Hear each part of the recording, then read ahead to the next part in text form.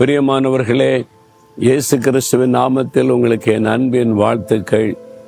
இந்த மியான்மர் தேசம் இருக்குல்ல, அங்கே இருந்து கொண்டு தானே பேசுகிறேன். இந்த மியான்மர் தேசத்துக்கு ஒரு சிறப்பு உண்டு. நிறைய இயற்கை வளம் நிறைந்த ஒரு தேசம். அதில் பர்மா தேக்குன்னு சொல்லுவாங்க. எங்கள் ஊர் பக்கம்லாம் நிறைய பர்மா தேக்கு மரம் நிறைய கப்பலில் வந்து இறங்கும். தூத்துக்குடி ஃபோர்ட்டில் வந்து இறங்கும். நிறைய அந்த மர வியாபாரம் செய்கிறவங்க அங்கே பெரிய பெரிய கடை வச்சுருப்பாங்க. இது என்னன்னு கேட்டால் பர்மா தேக்கும்பாங்க. ஒரு காலத்தில் இங்கிருந்து பெரிய பெரிய தேக்கு மரங்கள் கொண்டு வரப்படும். அது ரொம்ப பிரபலமானது. இங்கே பாருங்களேன், தேக்கு மரம், ஒரு மரத்தில் அழகான ஒரு இதை செஞ்சு வச்சிருக்கிறாங்க. பார்க்க நல்லா இருக்குது. ஏன்னா இது நல்ல அப்படி ஒரு நிறைய மரங்கள், நல்ல செழிப்பாய் காடுகள் வளர்கிற ஒரு இடம் இது. ஆனால் அதை பாதுகாக்கணும். இயற்கை இப்போ வந்து இந்த தேக்கு மரத்தெல்லாம் முன்னால மாதிரி வெட்டி கொண்டு வர முடியாது. எல்லாம் ரெஸ்ட்ரிக்ட் பண்ணிட்டாங்க நாட்டை பாதுகாக்க. நாமும் கூட இயற்கையை பாதுகாக்கணும். வீட்டில் ஒரு மரம் வச்சு வளர்த்தீங்கன்னா அது ஒரு பெரிய ஆசீர்வாதம். அது ஆண்டவர் நமக்கு தந்திருக்கிற ஆசீர்வாதம் தானே. அதனால ஒரு பழ மரத்தை நட்டு அதை வளர்த்து உங்கள் வீட்டுக்கு முன்னே சின்ன இடம் இருந்தாலே போதும். ஒவ்வொருவரும் ஒரு மரத்தை வளர்த்தோம்னா அது நமக்கு ஒரு பெரிய ஆசீர்வாதம். சீதோஷண நிலையை ஒழுங்குபடுத்தி கொடுக்கும். நிறைய ஆக்சிஜன் நமக்கு கிடைக்கும். அப்போ தேசத்துக்கே ஒரு நன்மை தரக்கூடியது. அதனால எந்த மரத்தை அனாவசியமாக வெட்டிடக்கூடாது, சேதப்படுத்தக்கூடாது. அதை பாதுகாக்கிறதுல நம்ம கவனம் செலுத்தணும். சரியா? சரி, இப்போ ஆண்டவர் எனக்கு என்ன சொல்லுகிறார் அப்படின்னு நீங்க கேட்குறீங்களா? 1 சாமுவேல் 30 8வது வசனத்தில் ஆண்டவர் வாக்கு கொடுக்கிறார். நீ சகலத்தையும் திருப்பி கொள்ளுவாய். அதாவது நீ இழந்து போனதை திரும்ப பெற்றுக்கொள்ளுவாய் அப்படின்னு ஆண்டவர் சொல்றார். தாவீது என்கிற தேவ மனிதர் தான். அவருடைய அவங்க தன் மனைவி பிள்ளைகளோடு சொத்துகளோடு ஒரு ஊரில் வசித்து வருகிறார். அவங்களும் அவங்க கூட யுத்த வீரர்கள்லாம் இல்லாத சமயத்தில் அமலேக்கேர் என்ற சத்துருக்கள் வந்து அந்த ஊரையே கொள்ளையடிச்சிட்டு போயிட்டாங்க. தாவீதனுடைய மனைவிமார், பிள்ளைகள், சொத்துக்கள் எல்லாத்தையும், ஆடு மாடு ஒட்டகங்கள் எல்லாத்தையும் கொண்டு போயிட்டாங்க. ஒண்ணுமே இல்லை. திரும்பி வந்து பார்த்தா யாருமே இல்லை, எந்த பொருளுமே இல்லை. எல்லாமே திருட போய்விட்டது, கொள்ளையடிச்சிட்டு போயிட்டாங்க.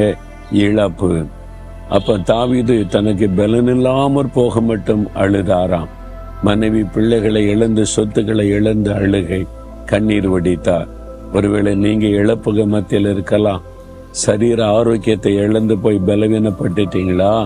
குடும்பத்தின் செல்வத்தை இழந்து தரித்திரத்துல வந்துட்டீங்களா? இருந்த வேலையை இழந்து அடுத்து என்ன செய்யறதுன்னு தடுமாறுறீங்களா? வியாபாரத்துல இழந்து கடன் பிரச்சனைகளை சிக்கி கொண்டீங்களா? உறவுகளை இழந்து நீங்க தவிக்கிறீங்களா? இழப்புக்கு மத்தியில யாரோ ஒருத்தரை பிரியமானவங்களை மரணத்துல அவங்க எடுத்துக்கொள்ளப்பட்டதுனால இந்த இழப்புனால வேதனைப்படுறீங்களா? ஏதோ ஒரு காரியத்தை, உங்க செல்வத்தை, ஆரோக்கியத்தை, பொருட்களை, உறவுகளை இழந்து தவிக்கிறீங்களா? ரொம்ப வேதனை தான். இழப்பு என்பது மிகப்பெரிய வேதனை. தாவீது மிகவும் அழுதார் என்று வசனத்தில் சொல்லப்படுது. அப்புறம் தன்னை திடப்படுத்தி கொண்டு ஆண்டவரிடத்திலே போனார். ஆண்டவரே, எல்லாத்தையும் நான் இழந்துட்டேனே. என் மனைவி, பிள்ளைகள், சொத்துக்கள் எல்லாம் போயிட்டு சத்துருக்கள் கொள்ளையடிச்சிட்டு போயிட்டாங்களே.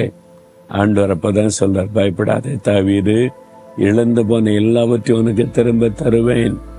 ஒன்றையும் சத்துரு கொண்டு போக முடியாது. இந்த சத்துருக்கிறான பிசாசு, அவன் தான் நமக்கு இழப்பை உண்டாக்குகிறவன், நம்முடைய ஆசீர்வாதத்தை திருடுகிறவன்.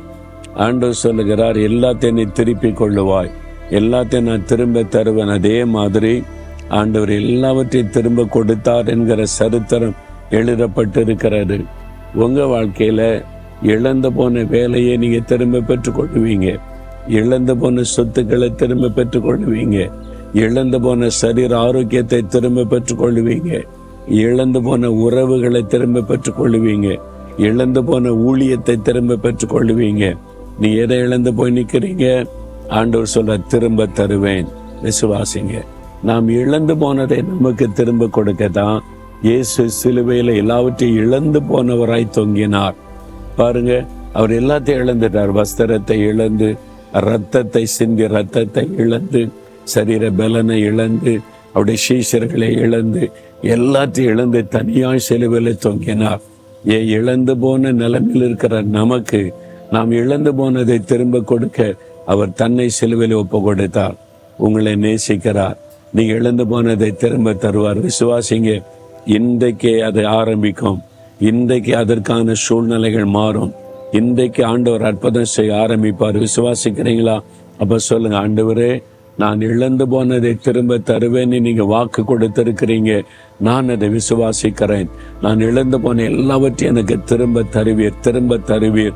அதுக்குத்தான் நீங்க சிலுவைக்கு போனீர். நான் விசுவாசிக்கிறேன். அந்த அற்புதத்தை எதிர்பார்க்கிறேன். எல்லாவற்றையும் திரும்ப பெற்றுக்கொள்ளுவேன். இன்றைக்கு அதுக்கான அடையாளத்தை நான் காண்பேன். எனக்கு அற்புதம் செய்கிற இயேசுவுக்கு ஸ்தோத்திரம். இயேசுவின் நாமத்தில் ஆமேன்.